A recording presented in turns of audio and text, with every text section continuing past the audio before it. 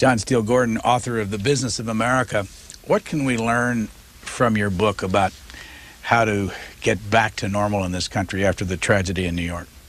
Well, I think, this sort of tragedy, not in this scale perhaps, has happened before. I mean, the country has been attacked before, and business got back to business quite quickly, and I'm sure it will again. Which one example would you give that you think was the best to teach us something about what could happen? Well, certainly in Pearl Harbor. I mean, the stock market dropped, 4.5% immediately after Pearl Harbor, but within 6 months it was higher than before. And business has a great deal to contribute to whatever effort we make here, and I'm sure it is more than willing to do so. How did you arrange this book? It was arranged by subjects in large groups of, about agriculture and about banking and government and interaction with business and stuff like that. We just sort of sat there and arranged the stories. How many different stories? How many different essays? I think there are 47. And when were they first published? I began writing them for American Heritage in 1989. As you know, on page 91 you have a chapter called The Towering Boondoggle. Right. Written a long time ago. Yes. What's it about?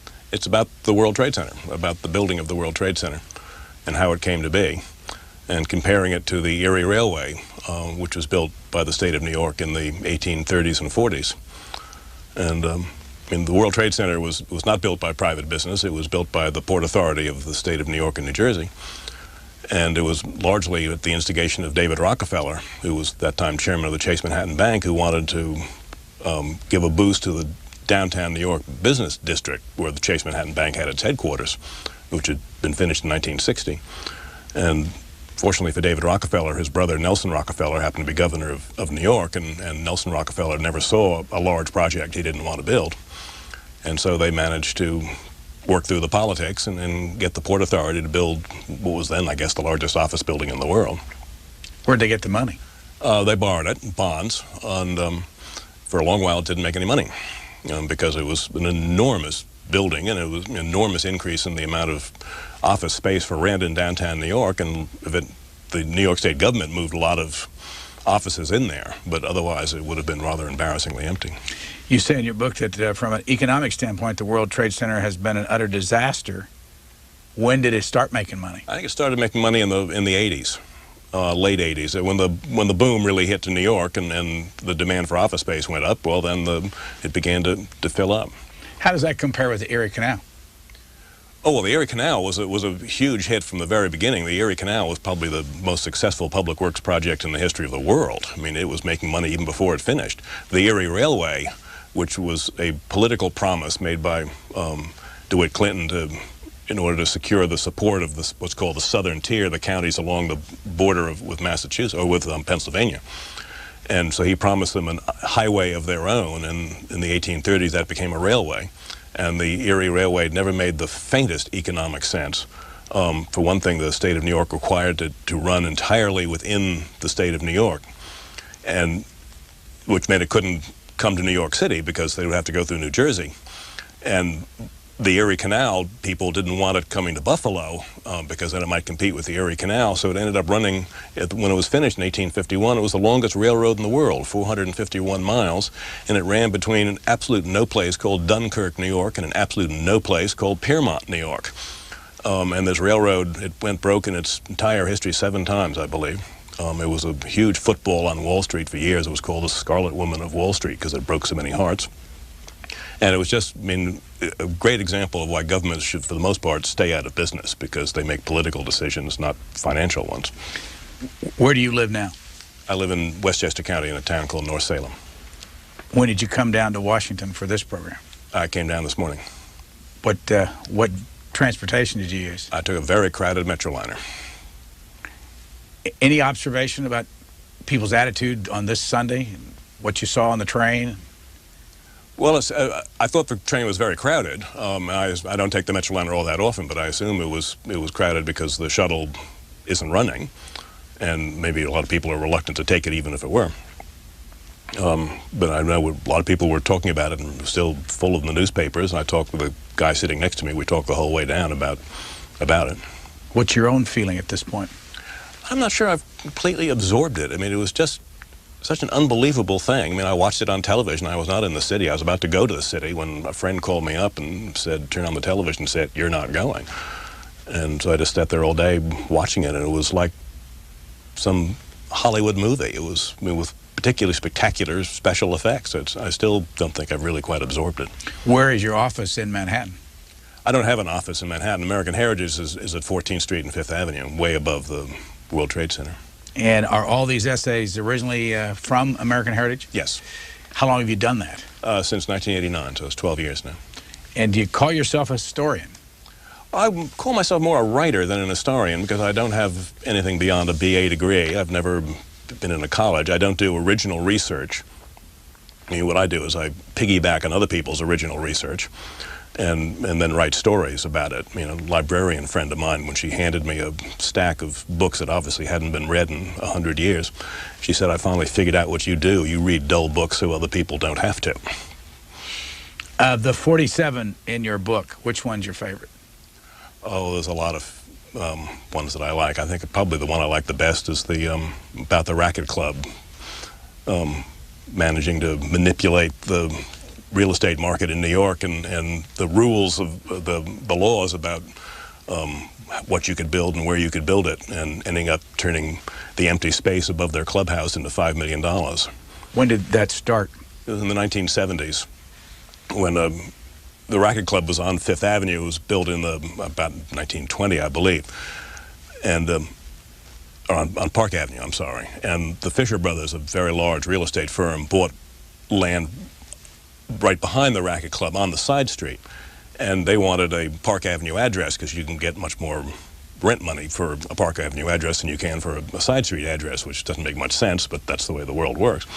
And so they tried to do a deal with the racket club to use their Park Avenue address, and the racket club tried to get too much money from them, and so the Fisher Brothers went to Andy Stein, the borough president of Manhattan, and Andy Stein promptly gave them an address like, you know, 1 Park Avenue Plaza or something like that.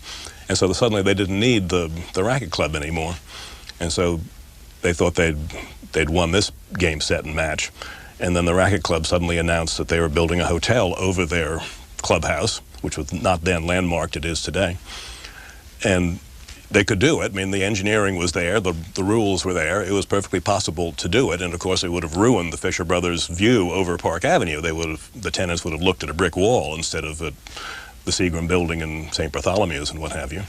And so when all was said and done, the Fisher Brothers wrote the racket club a check for $5 million to buy the air rights over their club. Knowing what you know, if you had a lot of money or even didn't have a lot of money, would you go into business in New York City? Right now? Anytime. Oh, sure. I mean, if I were a businessman, which I'm not, I mean, it would be a very poor investment for me to go into business anywhere. But I think New York City is a wonderful place to do business. What makes it wonderful? Because it's New York. And New York is the last great city-state. It's like Venice writ large. The only thing is it's not sovereign.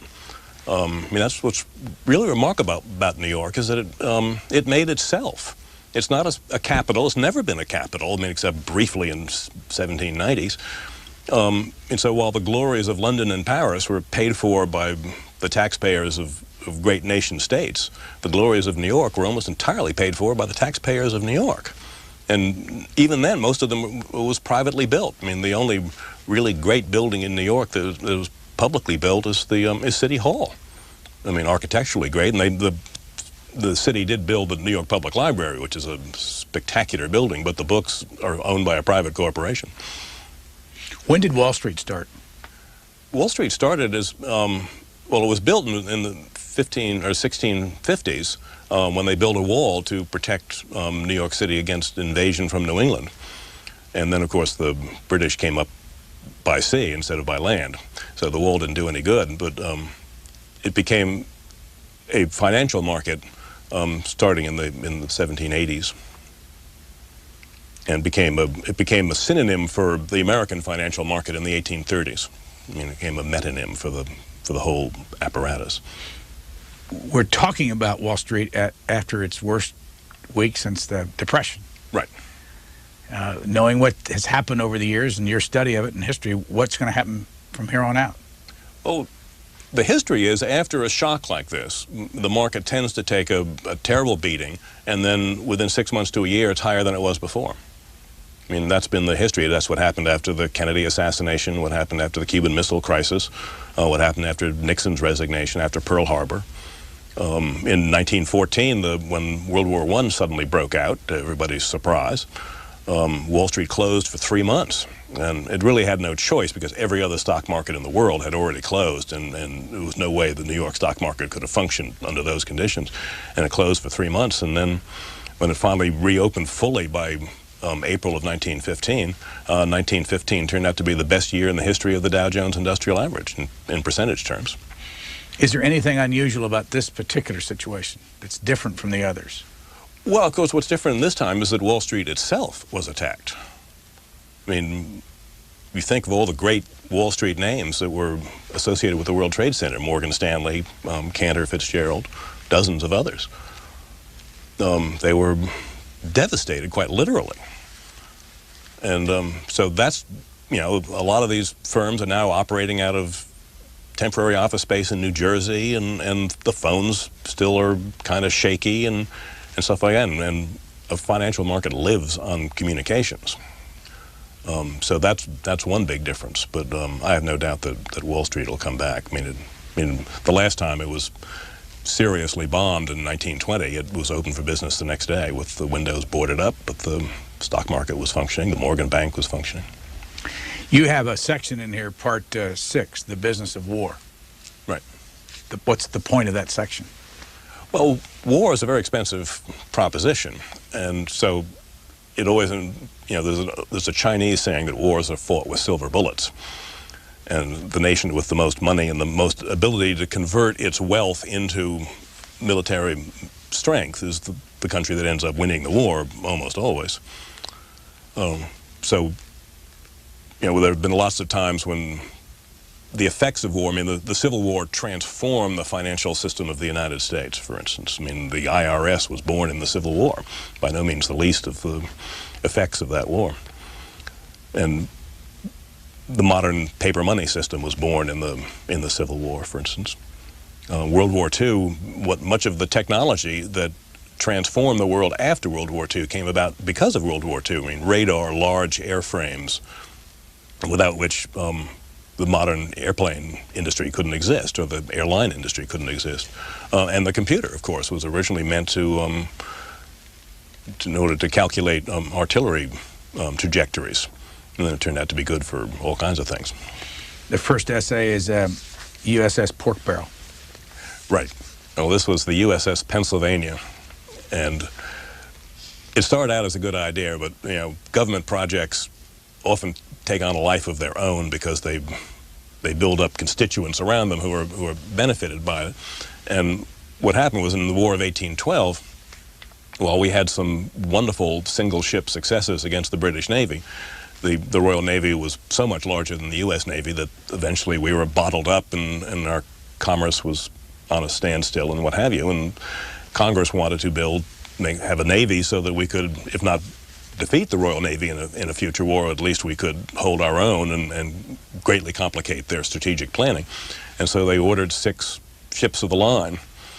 And all they did was order that it be not less than 74 guns. And so the Navy saw this opening and ordered up a Leviathan called the USS Pennsylvania, which had 136 guns. It was, by some measures, the largest wooden warship ever constructed.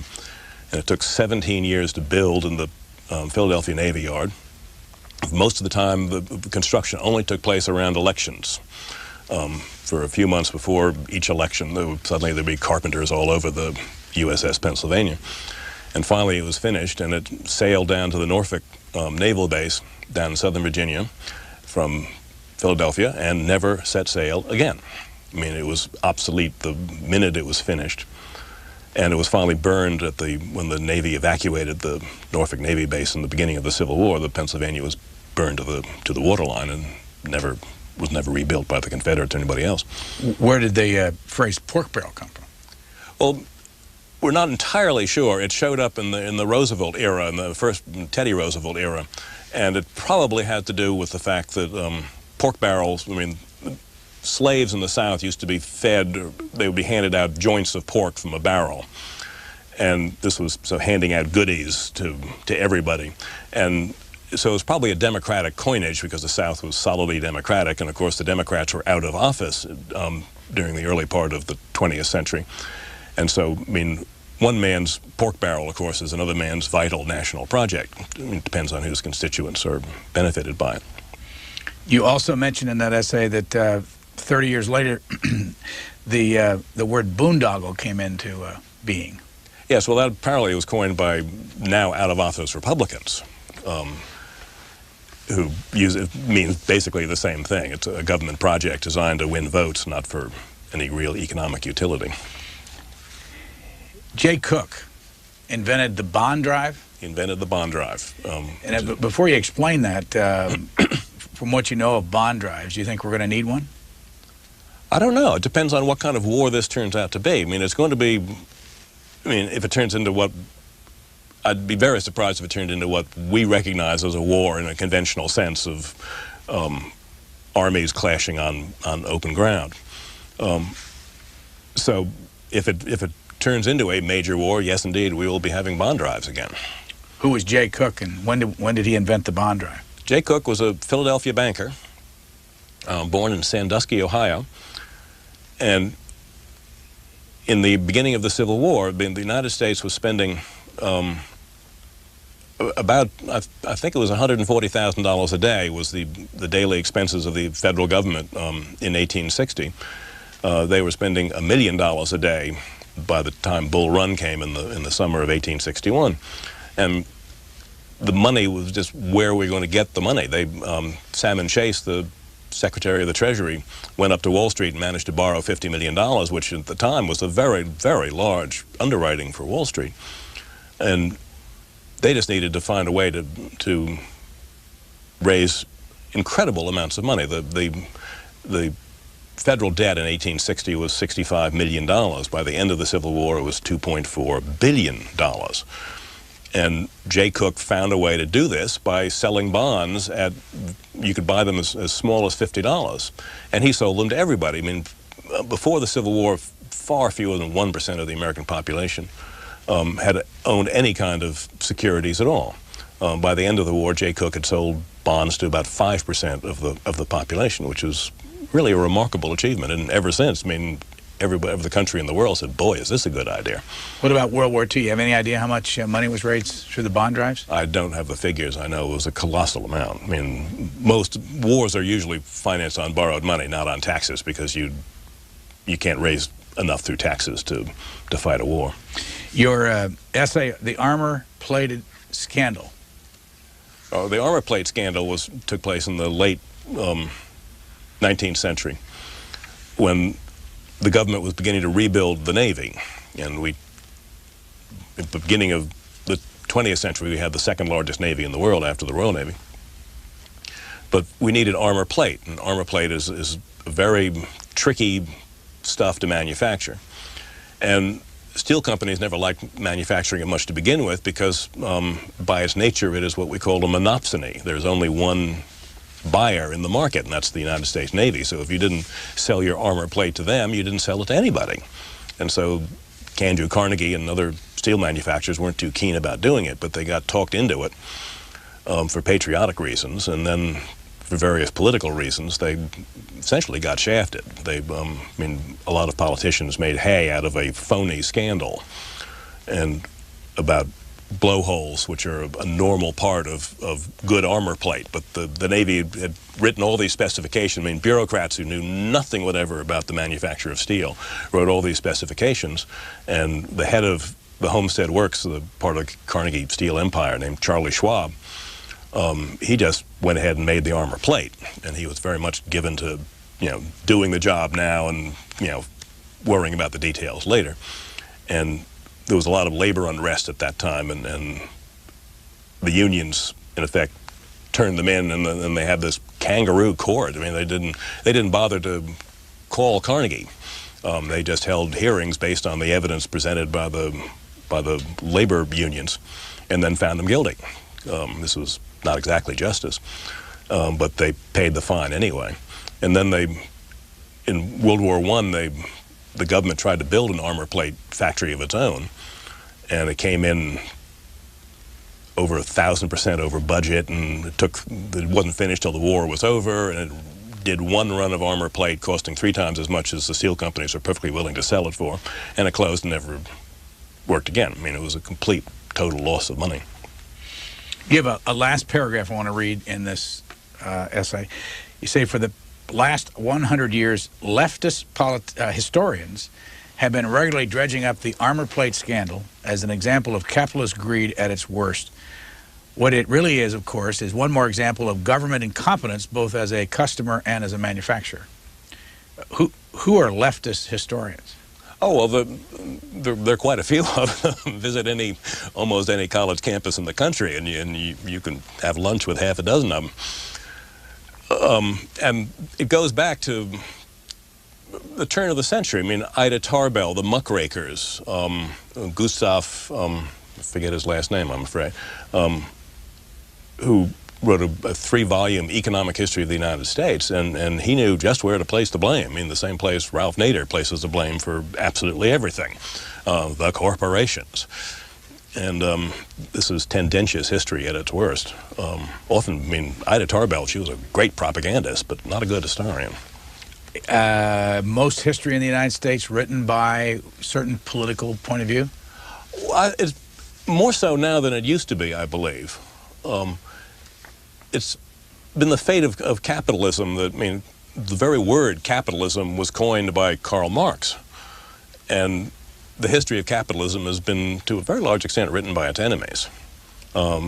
Historians who look down at business. I mean, they regard it as, at best, a grubby affair, unlike their own high-flown profession. And so, they're out to prove a point, many of them. I mean, there are many great academic historians.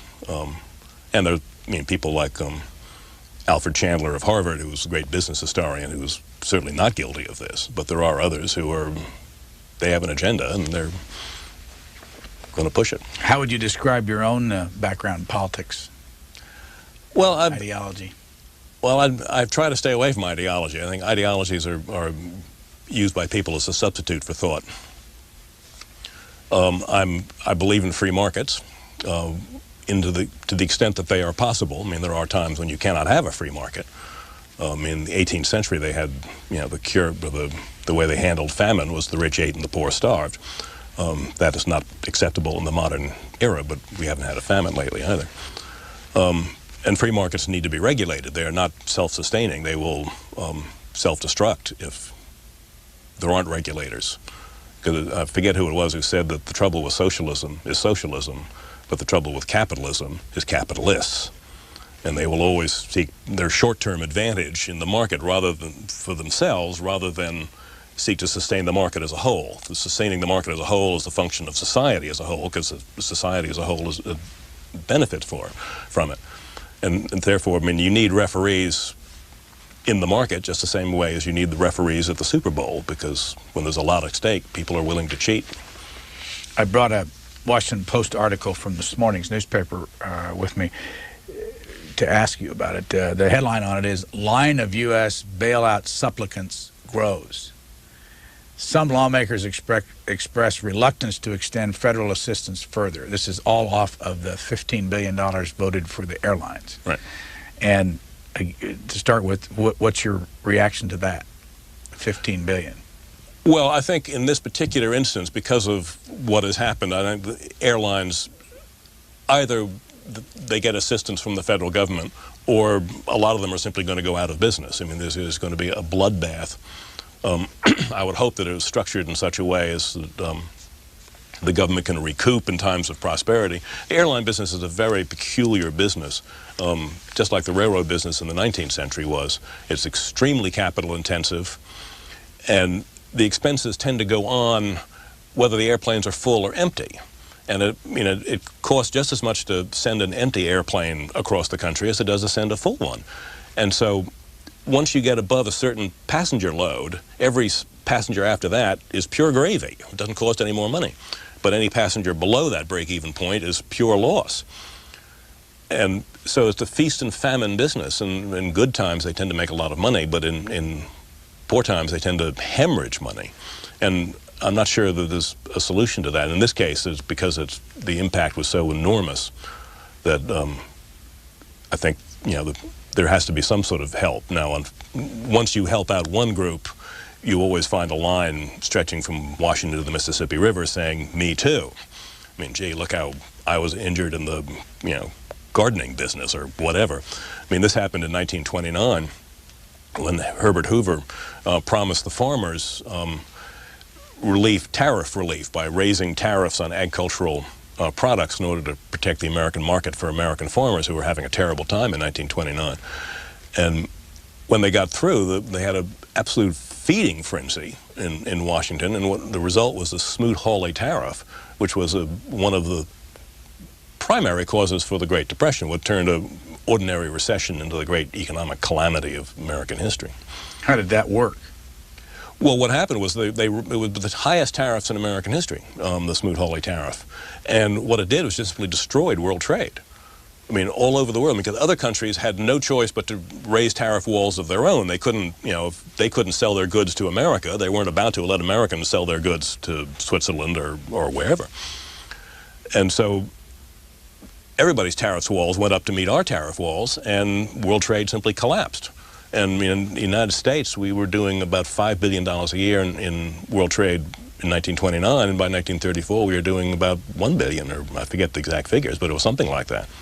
And it wasn't until World War II that trade recovered. In this article by Julia Alpern in the Washington Post, there's some further comments about other industries wanting money. It says other industries closely tied to the aviation have also appealed to the Congress for help in recent days, suggesting that they have suffered such severe losses they need direct federal assistance.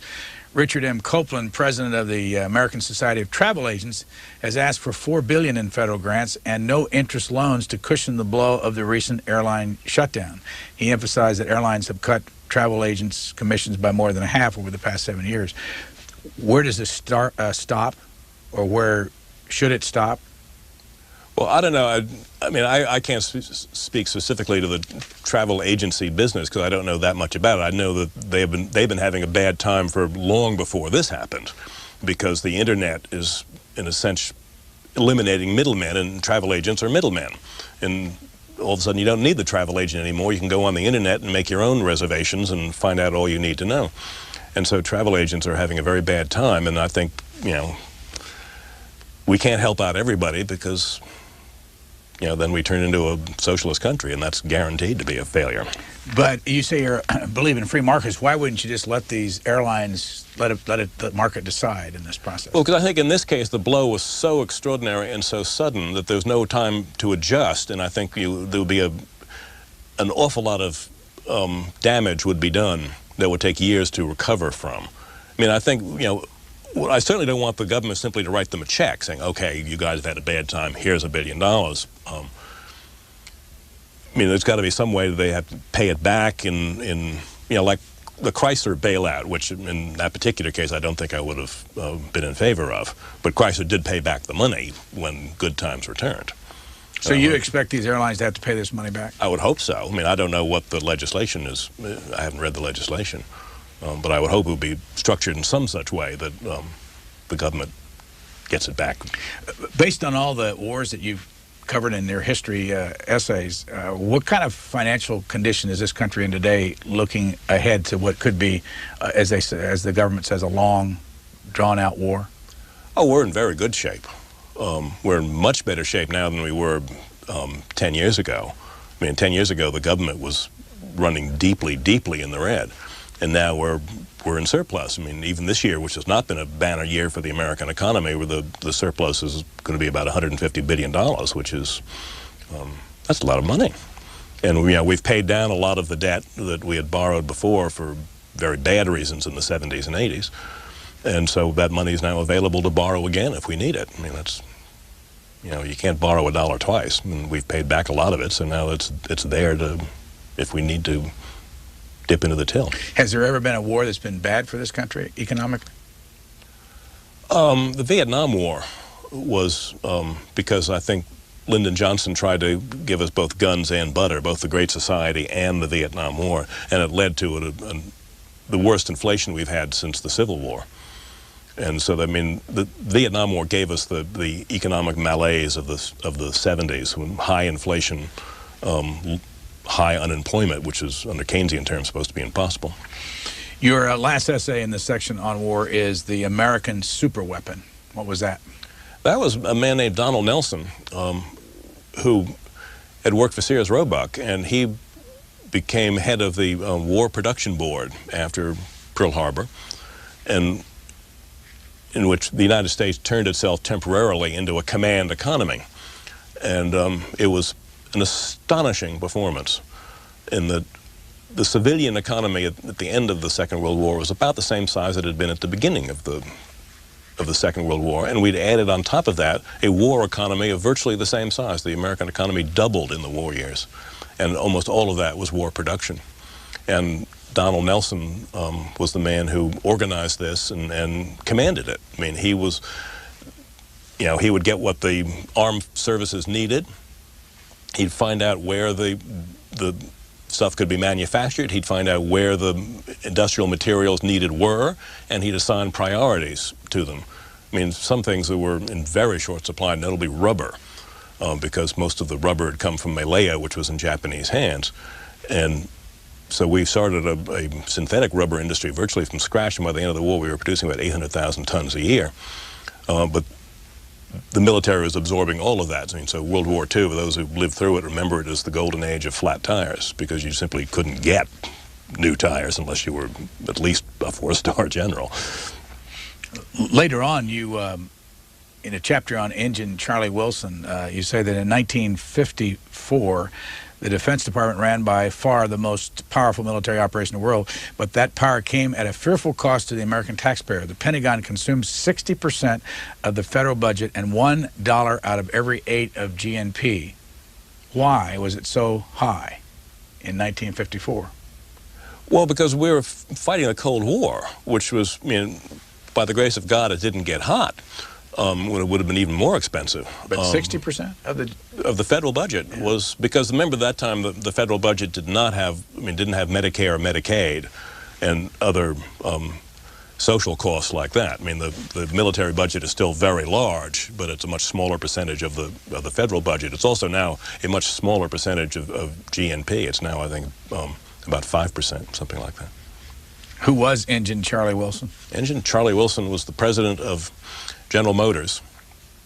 He was called Engine Charlie Wilson because one of the great coincidences in American history that when the president of General Motors was Charles E. Wilson and the president of General Electric was Charles E. Wilson. They were not related to each other, and so one was called Engine Charlie and the other was Electric Charlie.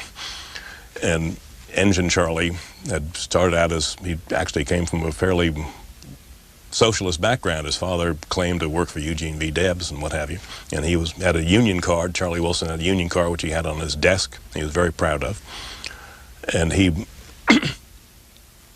was the one who first thought up the idea of guaranteed wages for industrial workers. I mean, so if they were laid off, they would still get a percentage of their wages to see them through the bad times. And he more or less arranged for the United Auto Workers to demand this and then gave it to them. And he also was instrumental in developing pension funds for industrial workers. And Peter Drucker, the great business guru, said to him, well, you know that the American workers will end up owning the stock in the corporations in a few generations if you have this. And Charlie Wilson said that's just the way it should be. I mean, Charlie Wilson was a great hero, and then unfortunately for him, he went to Washington and found out just how nasty a town this can be, because he was asked in a closed session for his confirmation hearing as Secretary of Defense, he was asked if it was necessary, could he make a decision that was good for the United States but adverse to the interests of General Motors? And he said he certainly could make such a decision, but he couldn't imagine such a situation coming about because what was good for the United States was good for General Motors and vice versa. And a lot of people leaked this and turned the vice versa into what is good for General Motors is good for the United States, signed Charles E. Wilson. I mean, it was the most egregious intellectual dishonesty you can possibly imagine. But welcome to Washington. Where's your home originally? New York City. I was born on 17th Street and 2nd Avenue. What were your parents like, and were they still alive, and what did they do? No, they're long since dead. My father was a writer at one point, a television producer. He then went into running rent-a-car franchises in the French West Indies. And my mother was Oscar Hammerstein's secretary. Did you know him? Indeed. My mother's second husband was his brother. So he was Uncle Ock. How did you get into the writing business? I more or less fell into it. And I've always loved books. Ever since I was old enough to read, I had my nose in a book. And I went to work for a publisher after I graduated from college, Harper and Row it was then, HarperCollins now. And then I traveled for a while, then I went to work for Herman Badillo, a congressman, as his New York press secretary, which was a wonderful job because I had absolutely nothing to do because the press releases were all written in Washington. All I had to do occasionally was, send them around. And so I started going over to the public library and doing research and writing stories. And I wrote a story on the gold panic about 1869, probably the most exciting single day in the history of Wall Street. And I wanted to see what had been done on the Erie Wars, which was about the Erie Wars of the fight for control of the Erie Railway between Commodore Vanderbilt and Jay Gould and Jim Fisk and Daniel Drew. And I was astonished to discover that nobody had written a book about it since the 1870s. It was written by the Adams brothers, Charles Francis Adams and Henry Adams, called Chapters of Erie. And so I decided to write a book on the Erie Wars, which came out in 1988, called The Scarlet Woman of Wall Street. And American Heritage called me up and asked me to write their business history column, and I said, thank you very much, I'd be delighted. And so I've been in this business ever since. Who owns American Heritage? It's owned by Forbes. Do they ask you to be a free marketer if you write for American Heritage? No, they've never asked me to do anything, like that. Now imagine if I started turning out essays, demanding the means of production be owned by the people or something. I'm not sure how long I'd be working for Forbes, but no, they've never even suggested that I do anything like that. How long have you done, not how long, but how often do you do a column for American Heritage? In every issue, and there are 8 issues a year. Under your chapter, King Cotton, you start off by saying, as any faithful reader of the old gossip columns knows, great wealth too easily acquired can be a very mixed blessing indeed. Why? Well, because an awful lot of people who woke up one morning and found themselves rich beyond the wildest dreams of avarice didn't lead very fulfilling lives. They end up, running racehorses and sleeping till noon and going out to fancy restaurants every night, and they never do anything. And, Noel Coward, who knew what he was talking about because he did both with great enthusiasm, once said that work is so much more fun than fun. And a lot of people who inherit vast wealth at an early age never find that out. They never work, and all they have is fun, and the fun doesn't turn out to be much fun after a while. Supposedly at the heart of the hatred for this country from some of the Osama bin Laden followers is because of our wealth and because of our lifestyle. I'm not sure that's true.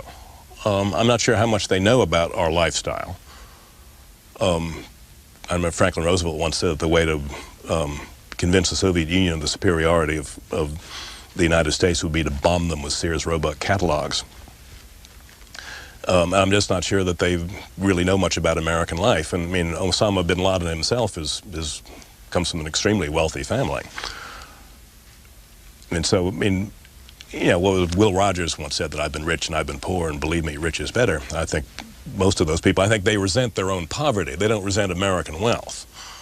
And they have often been manipulated as to deflect from their own governments, deflect their anger onto the United States as if we are somehow responsible for their poverty. which we're not. And for the most part, their own governments are responsible for their poverty. Another thing they seem not to like is women out front in any way or visible, and they want them covered. And it's just an aside and has nothing to do with them at all. But I noticed in your book, there's not a woman featured in the book that I can remember. Is that in business? Does that strike you as? I mean, is there a way to explain that? Well, the easiest way to explain it is that these are stories of business history, and women's contributions to business are relatively recent. I mean, well, I didn't mean to. It wasn't accusing you of not having women in your book as much as why not? Why in history have men, almost no women, played much role in the history of business? Well, for a long while, it was thought that was not a woman's place, and the traditional division of labor was that women would run the home and men would go out and earn the livelihood. And that's the way it was. I mean, so women didn't have a chance to get into business, and in the rare occasions when they did get into business, they were either resented or made fun of. I mean, Hetty Green made one of the great American fortunes. She's the only woman who made her own fortune, although she started out rich, but she greatly multiplied that fortune. Of the top 40 richest Americans who ever lived, Hetty Green is the only woman. And she was a figure of fun. I mean, now she was a genuine miser, which is a very rare psychological phenomenon. I mean, there are a lot of people who are cheapskates, but she was obsessed with not having enough money. I mean, she had the same attitude towards money as anorexic have towards fat. They always perceive themselves as being fat, regardless of the fact, that they're clearly not. And Hetty Green always perceived herself to be poor, although she was one of the half-dozen richest people in the country. And she led a very sad life in many ways. What's your sense, if you were to do another book like this in 50 years, would women be in it? Oh, indeed they would. I mean, in the last 50 years, of which I don't have a great many stories, I mean, there have been lots of women who have achieved great things in business, and there'll be many more because, they haven't been in the pipeline. I mean, so they couldn't be CEO of a major corporation because they didn't start out soon enough. But no, I'm sure women will be, I mean, they're every bit as capable of making a buck as men are, and for the most part, much more capable at keeping it. You tell us that your great-great-great-grandfather exchanged 35 acres of land for, a horse and... A horse and a saddle. A saddle, and that the land turned out to be part of Nashville? Yes, it's downtown Nashville. It's where Capitol Hill is, and just the heart of Nashville. How much of your history goes to Nashville, Tennessee? The Gordons come from Tennessee. I mean, my grandfather came up from Tennessee in 1898 when he was 16. Any relation to the Congressman, Bart Gordon, when he was there? No. And in your book, you feature different individuals in history that I just want to go through a few of them and get you to talk about them. Isaac Singer. I'm sorry? Isaac Singer. Oh, the sewing machine. He was a fascinating man who, a born tinkerer. He wanted to be an actor. He was a mediocre actor, but he was a great tinkerer, and he invented the sewing machine. Eliza Howe had made a sewing machine and got a patent on it, but the trouble with Howe's sewing machine was it didn't work. And Singer made a sewing machine that worked, and so eventually they, in the first patent pool, they divided the spoils, and then Singer became extremely rich. He was an odd man in some ways. I mean, he was married a couple of times, had endless numbers of mistresses, had 20 or 24 illegitimate children, and when he died, he left them all about $200,000 each. And of course, the newspapers had a field day with all of these children suddenly appearing like mushrooms. And he was, I don't think he was a very nice man, but he did a great service for the women of the 19th century. The sewing machine, I mean, not only greatly lowered the price of clothes, but it greatly improved the living standards of women. You start your book off with a quote from Peter Cooper. I have always recognized that the object of business is to make money in an honorable manner. I have endeavored to remember that object of life is to do good.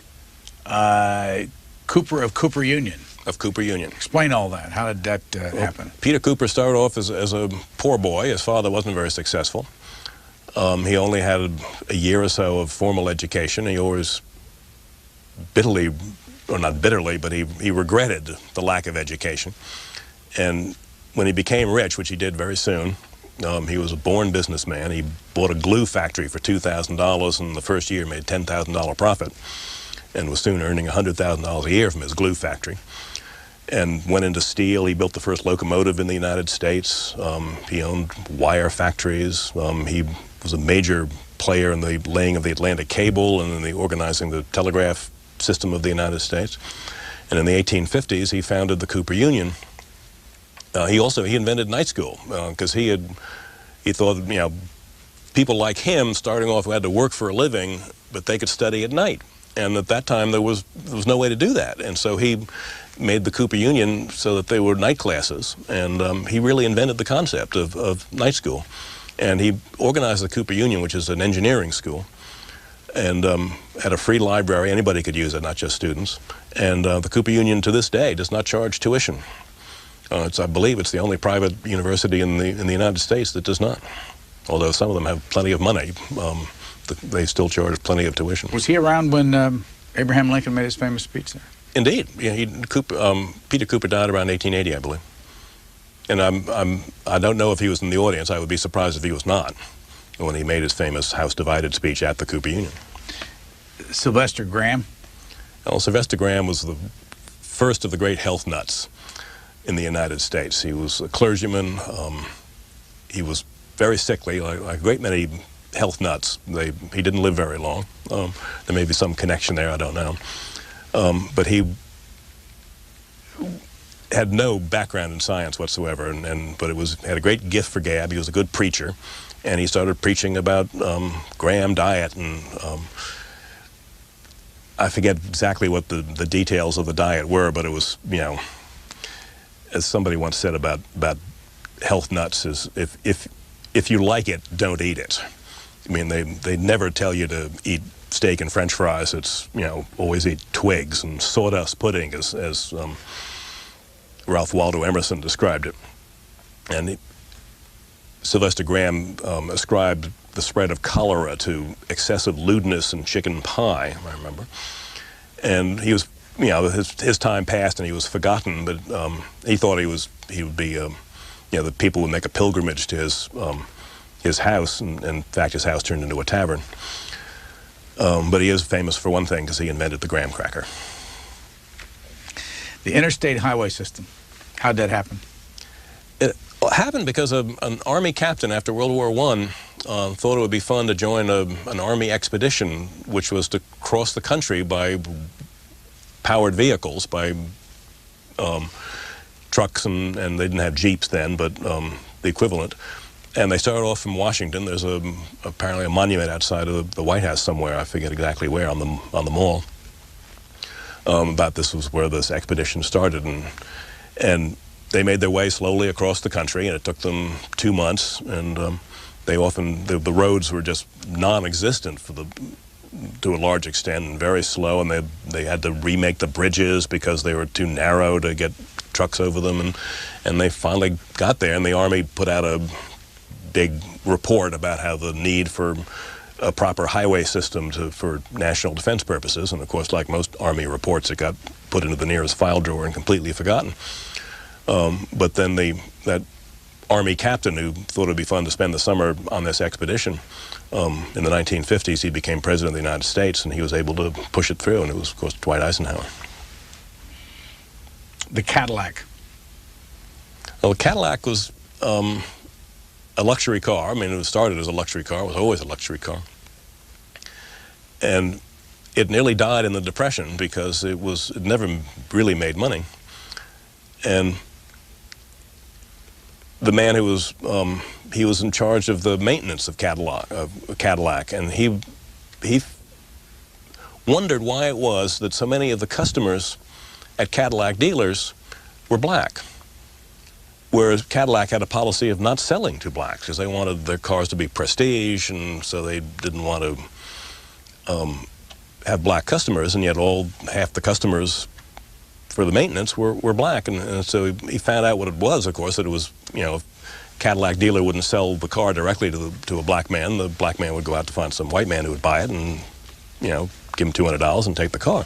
And cars were one of the few prestige items that successful blacks in the 20s and 30s could indulge in. I mean, they couldn't go to fancy nightclubs. They couldn't live in fancy apartment buildings. But they could drive a fancy car. And so this man, whose name I cannot think of what his name is at the moment. He was a German. And he said, let's try to sell the car to these customers who were anxious for it, and then they did, and then he made Cadillac profitable within a year, and then he revolutionized the manufacture of Cadillacs. He said that just because they're a prestige car doesn't mean they can't be manufactured according to mass production methods, just like Chevrolet is just using better parts and more careful design and what have you. And so within a couple of years, Cadillac, having been a money loser for General Motors, was General Motors' most successful car. And then he became head of Chevrolet after the war, and unfortunately he came down with throat cancer and died when he was only about 46. Otherwise, he quite possibly would have replaced Charlie Wilson as president of General Motors. How often in your look at history are you surprised by things like, these essays, like the graham crackers thing? I know it's a simple I'm thing, always surprised. I mean, that's one of the things I love about this job, is that, you get to find out about these things, and you always find the most amazing coincidences and things you didn't know, and I love to learn, and this is a great way to learn. Where did you go to school? I went to St. Bernard's in New York, and I went to Millbrook School up in Dutchess County, a boarding school, and then I went to Vanderbilt University in Nashville, Tennessee. What did you study? History. You have a chapter that says R.I.P., rest in peace, ICC. And that's the Interstate Commerce Commission. You say self-enforcing laws are in everyone's interest except for one group, the people who make and enforce the laws to start with. Those who work for government, legislators, and bureaucrats alike prefer to manage problems rather than solve them. Well, exactly, because, if a bureaucracy solved the problem they were there to handle, well, then they'd be out of a job. So they're not about to solve it if they can possibly avoid doing so. And a self-enforcing law is a law that simply takes care of itself. The example I used was in the Roman army. They used to bake very large loaves of bread, and the loaves were enough for 2 soldiers for a day. And so the Roman army had a rule that one soldier would cut the loaf in half, and the other soldier would choose which half he preferred to have. And so there was no cheating, no fights, because the same was true of the legions as it was, true in every army, is that hurry up and wait. And so the soldiers had a bad habit of getting into fights, and they couldn't fight over food because of this rule. And the ICC came into existence because the railroads were gouging to a fare thee well. What happened was the railroads on the trunk lines between like Chicago and New York, they competed fiercely on those trunk lines because if you could ship from Chicago to New York on the New York Central, on the Erie Railway, on the Pennsylvania, and so they had to compete for the business. But on the branch lines off of these trunk lines, each railroad had a monopoly. So if you were a manufacturer in Chicago and wanted to ship to New York, well, you could choose your railroad. If you were a manufacturer in Altoona and wanted to ship to New York, well, you shipped on the Pennsylvania or you didn't ship. And so the railroads would really stick it to these customers where they had a monopoly. And the customers, not surprisingly, resented it. And so they went to government. This is one of the causes of the rises of liberalism or of the left, was the overweening power of the corporations at the end of the 19th century. And the railroads were the textbook example of this. And so what finally happened was the Interstate Commerce Commission, which was eventually enabled to set prices and to control the industry. And actually, before it came into existence, the Pennsylvania Railroad said, we'd like nothing better than a government agency that allowed us to make a guaranteed profit, a cartel in a sense. And that's exactly what the ICC promptly turned into, because the ICC had to be headed by people who understood the railroad business. Well, they had to come from the railroads, and they thought like railroad men, and they promptly conspired under the ICC to make a cartel. And so the railroads became, as always happens in cartels, they became fat, dumb, and lazy, uninnovative, and the railroads slowly declined. And then finally in the 1970s, the prices were finally deregulated, and the ICC had nothing to do, although it still stuck around for 20 years. And it was deregulated in the like 77, and it went out of business in 1995. I mean, for 18 years, I have no idea what they did, and they pushed stacks of paper from one side of the desk to another. We'll go back to your philosophy that legislators and bureaucrats alike prefer to manage problems rather than solve them. How does that bode for us then in the next, this crisis we're in right now? Well, now, this is the kind of problem that governments are paid to manage. And, I mean, how it'll turn out for business, I don't know. I mean, the trend now for the last 30 or 40 years has been deregulatory. To let the free market work where the free market can work, in allocating resources and setting prices. Because free markets are so much more efficient than the best bureaucracy in the world at doing exactly that. I mean, the Soviet Union tried to run their economy by a bureaucratic method, and of course it was an utter disaster. It simply couldn't produce the goods and services. Our guest has been John Steele Gordon, and this is what the book looks like. It's called The Business of America.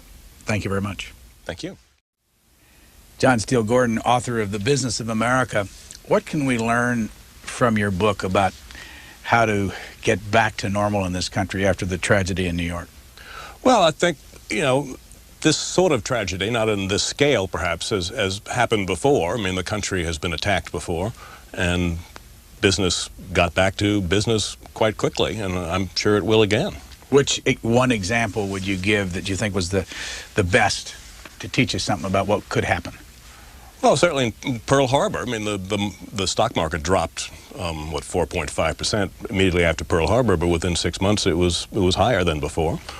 And business has a great deal to contribute to whatever effort we make here, and I'm sure it is more than willing to do so. How did you arrange this book? It was arranged by subjects in large groups of, about agriculture and about banking and government and interaction with business and stuff like that. We just sort of sat there and arranged the stories. How many different stories? How many different essays? I think there are 47. And when were they first published? I began writing them for American Heritage in 1989. As you know, on page 91, you have a chapter called The Towering Boondoggle. Right. Written a long time ago. Yes. What's it about? It's about the World Trade Center, about the building of the World Trade Center and how it came to be.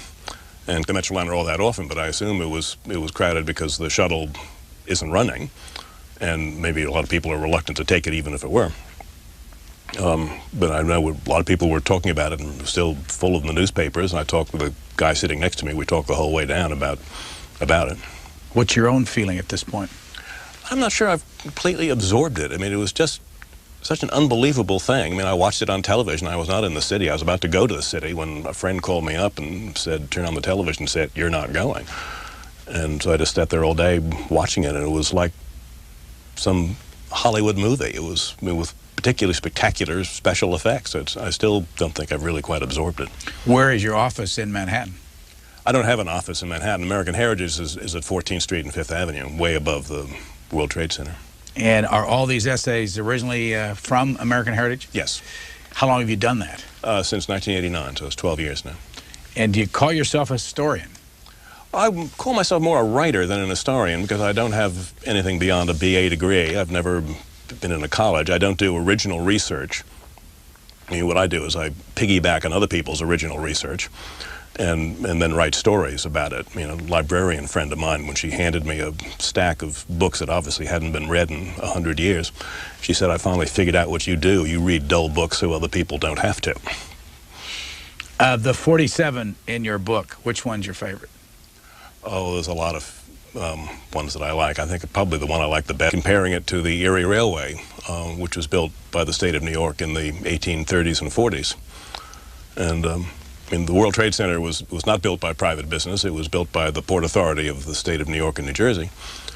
And it was largely at the instigation of David Rockefeller, who was at that time chairman of the Chase Manhattan Bank, who wanted to give a boost to the downtown New York business district where the Chase Manhattan Bank had its headquarters, which had been finished in 1960. And fortunately for David Rockefeller, his brother Nelson Rockefeller happened to be governor of New York, and Nelson Rockefeller never saw a large project he didn't want to build.